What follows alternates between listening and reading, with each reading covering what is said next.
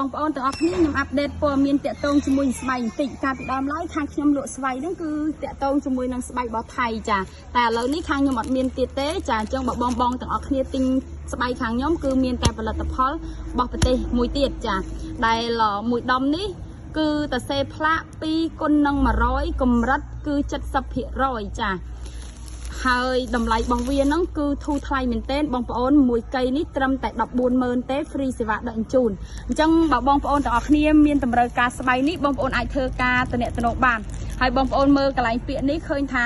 Technology of Thailand ចាអញ្ចឹង Technology of Thailand នេះគេយកស្តង់ដាររបស់ថៃប៉ុន្តែផលិតនៅប្រទេសផ្សេងចាដោយសារតែកាលពីដើមឡើយបងប្អូនប្រជាជនយើងហ្នឹងភាគច្រើនគឺចូលចិត្តផលិតផលរបស់ថៃអញ្ចឹងណាអញ្ចឹងទៅបានជាផលិតផលខ្លះគឺមានប្រើតែមរបស់ថៃហ្នឹងទៅចាតែសម្រាប់ប្រភេទនេះគឺខ្ញុំបានសួរជាមួយនឹងអ្នកផលិតហើយចាគឺផលិតនៅប្រទេស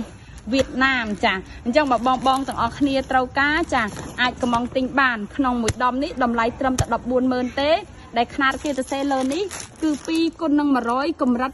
70%មានន័យថាកម្រាស់របស់វាណាបងប្អូនអញ្ចឹងបើបងប្អូនត្រូវការអាចចាក់ទៅបានហើយខាងខ្ញុំនឹងព្យាយាមស្វែងរកស្បៃដែលមានគុណភាពល្អជូនពុកម៉ែបងប្អូនឥឡូវនេះយើងរកអត់ទាន់បានទេអញ្ចឹងយើងលក់អានឹងសិនណាបងប្អូនអញ្ចឹងបើបងត្រូវការអីគឺអាចធ្វើការទិញទៅបានចាអរគុណច្រើន